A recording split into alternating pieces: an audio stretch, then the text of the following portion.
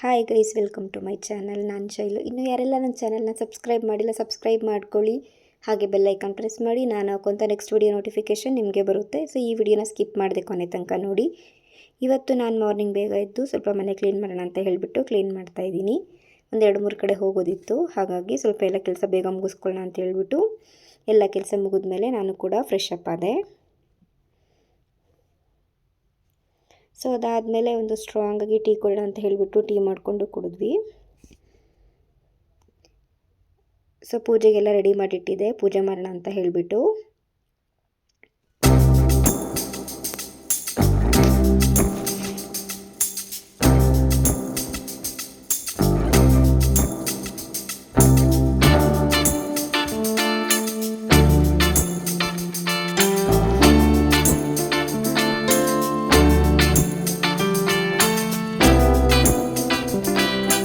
ಅದಾದಮೇಲೆ ನಾವು ನಮ್ಮ ಮನೆಯವರು ರೆಡಿ ಆಗಿಬಿಟ್ಟು ಹೊರಗಡೆ ಹೊರಟ್ವಿ.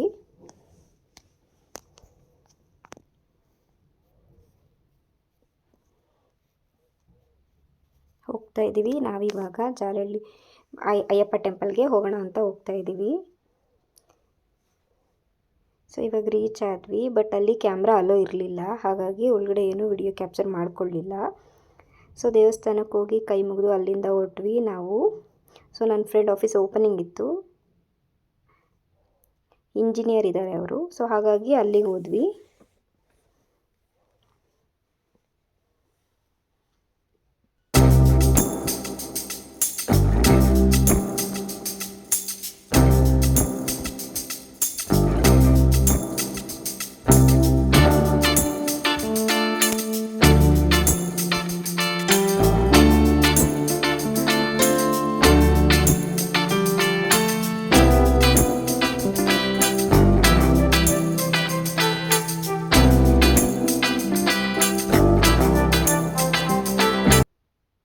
ಅದೆಲ್ಲ ಮುಗಿಸ್ಕೊಂಡು ಅಲ್ಲಿಂದ ಹೊರಟ್ವಿ. ಮತ್ತು ಇನ್ನೊಂದು ಕಡೆ ಕಲ್ಯಾಣೋತ್ಸವ ಇತ್ತು ಇವತ್ತು, ಹಾಗಾಗಿ ಅಲ್ಲಿಗೆ ಹೋಗೋಣ ಅಂತ ಹೇಳ್ಬಿಟ್ಟು ಹೋಗ್ತಾ ಇದ್ದೀವಿ.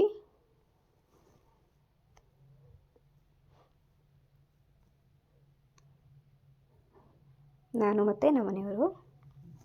ಒಬ್ಬರನ್ನ ಕೂರಿಸಿ ಅಲ್ಲಿ ಊಟವನ್ನ ಹಾಕಬೇಕು.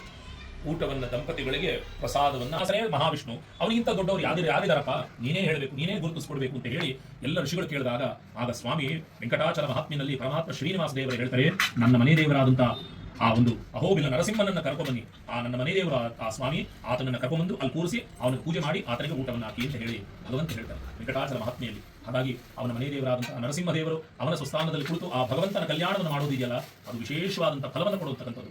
ಕಲ್ಯಾಣೋತ್ಸವದ ಮಹಿಮೆ ಅನಂತವಾದಂತಹ ಫಲ. ಯಾಕೆಂದ್ರೆ ಆ ಕಲ್ಯಾಣೋತ್ಸವದ ಮಂತ್ರಗಳು ಮನೆಯಲ್ಲಿ ವ್ಯಾಪಿಸ್ತವೆ.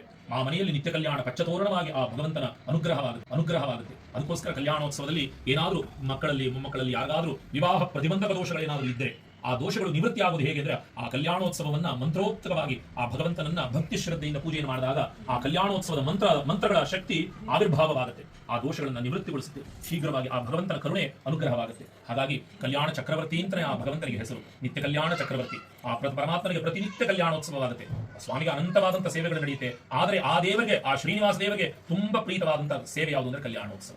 ಹಾಗಾಗಿ ಆ ಭಗವಂತನಿಗೆ ಕಲ್ಯಾಣೋತ್ಸವನ ಸೇವೆಯನ್ನ ಭಕ್ತಿ ಶ್ರದ್ಧೆಯಿಂದ ನೀವು ಸಂಕಲ್ಪವನ್ನು ಮಾಡಿಕೊಂಡಿದ್ದೀರಿ. ಅದೇ ಪ್ರಕಾರವಾಗಿ ಭಗವಂತನು ಸಹ ಅದಕ್ಕೆ ಅನುಗುಣವಾಗಿ ಎಲ್ಲ ವಿಧದಲ್ಲಿ ನಿಮಗೆ ಅನುಗ್ರಹವನ್ನು ಮಾಡಿದ್ದಾನೆ. ಎಲ್ಲೂ ದೇವಿ ಅಮ್ಮನವರ ಗೋತ್ರ ಪ್ರಚಾರಣೆ ಆಗುತ್ತೆ. ಓಂ ಚತುಸ್ಸಾಗರ ಪರ್ಯಂತಂ ಗೋ ಬ್ರಾಹ್ಮಣೇಭ್ಯಃ ಶುಭಂ ಭವತು.